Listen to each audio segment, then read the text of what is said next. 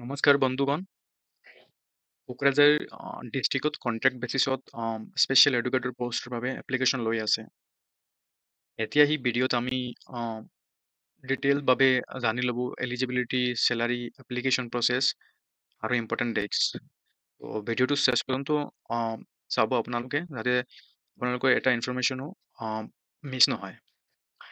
এতিয়া এইটো আহ, যিটো পোষ্ট আছে সেইটোৰ কাৰণে আপোনালোকৰ ৱাক এণ্ড ইণ্টাৰভিউ হ'ব। মানে এইটো পোষ্টৰ কাৰণে আপোনালোকে কোনো এক্সাম দিব নালাগে আৰু অনলাইন এপ্লাই কৰিব নালাগে। তো এই পোষ্টৰ কাৰণে আপোনালোকৰ যিটো এপ্লিকেশ্যন আছে, সেইটো যিটো ষ্টেণ্ডাৰ্ড ফৰ্ম আছে আমাৰ, সেই ষ্টেণ্ডাৰ্ড ফৰ্মখন আপোনালোকে ফিল আপ কৰি আপোনালোকে ডিটেইলছ যিগুলো একাডেমিক কোৱালিফিকেশ্যনছ আছে সেইবিলাক ফিল কৰি আপোনালোকে চেণ্ড কৰিব লাগে। নেক্সট কথাটো হ'ল আপোনালোকৰ এই যিটো পোষ্ট আছে এইটো কণ্ট্ৰেকচুৱেল হয় আৰু এইটো 8 মান্থছৰ কাৰণে হ'ব। আৰু এইটো যিটো পষ্টিং হ'ব আপোনাৰ পাৰ্টিকুলাৰ স্কুলো মেনশ্যন কৰি দিছে। স্কুলখিনি হলো Jalabila HS school and Debitola HS school. এই দুখন স্কুল আপোনাৰ সমগ্ৰ শিক্ষা কোকৰাঝাৰ ডিষ্ট্ৰিক্টত আছে। সমগ্ৰ শিক্ষা আণ্ডাৰে কোকৰাঝাৰ ডিষ্ট্ৰিক্টত আছে।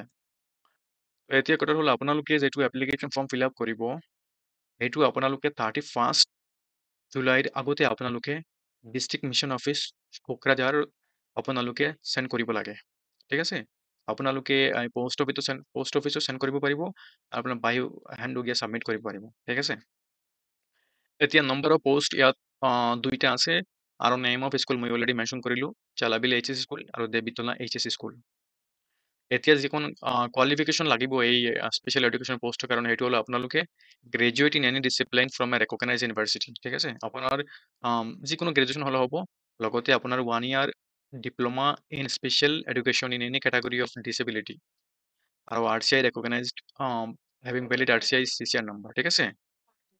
তো এতিয়া RCI যিটো হয় এইটো মেইনলি মানে সেই ডিচেবিলিটি ৰিলেটেড ছাৰ্ভিচ হয়। ঠিক আছে।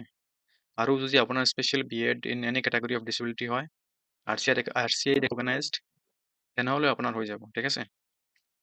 আৰু নেক্সট কথাটো হ'ল আপোনালোকৰ যিটো চেলাৰী হ'ব সেইটো ফিক্সড হ'ব আৰু আপোনাৰ সেইটো চেলাৰীটো 25,000 হ'ব।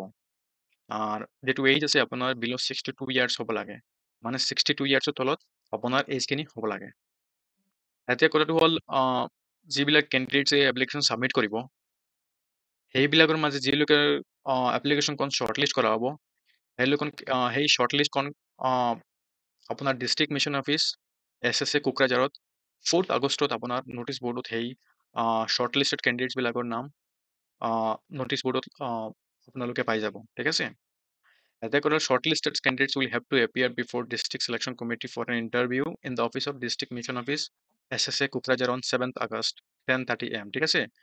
তো যিবিলাক কেণ্ডিডেটছৰ নাম শ্বৰ্টলিষ্ট হ'ব তেওঁলোকে কিন্তু ডিষ্ট্ৰিক্ট মিছন অফিচ শিক্ষাসাম কোকৰাঝাৰৰ 7th August 10:30 পৰা আপোনালোকে ইণ্টাৰভিউৰ কাৰণে যাব লাগিব। ঠিক আছে। তো ইয়াত আপোনাক কোনো দিয়ে দিয়া নহ'ব। এতিয়া কথাটো হ'ল the candidates must show all original certificates, mark sheets in support of their education and professional qualification from HSLC onwards, caste certificate if any during the interview. ঠিক আছে। তো আপোনালোকে যেতিয়া ষ্টেণ্ডাৰ্ড ফৰ্মখন ফিল আপ কৰি ছাবমিট কৰিব, সেই ফৰ্মত লগত আপোনালোকে যি ডকুমেণ্ট ছাবমিট কৰিব, সেই চব ডকুমেণ্টছখিনি অৰিজিনেলছ মানে জেৰেক্স নহয়, অৰিজিনেল ডকুমেণ্টছ লৈ আপোনালোকে যাব লাগিব, যি এডুকেশ্যন কোৱালিফিকেশ্যনছ আপোনাৰ আছে আৰু এই পষ্টৰ কাৰণে জৰুৰ আছে। তো এইখিনি ক'বলৈ আছিল, যদি আপুনি এই পষ্টৰ কাৰণে এলিজিবল হয় তেনেহ'লে আপুনি এপ্লাই কৰি দিব আৰু চেলাৰীটো ইমান বেয়া নহয়, 25,000 আছে।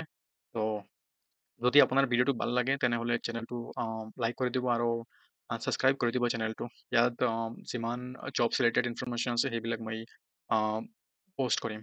ঠিক আছে। ধন্যবাদ।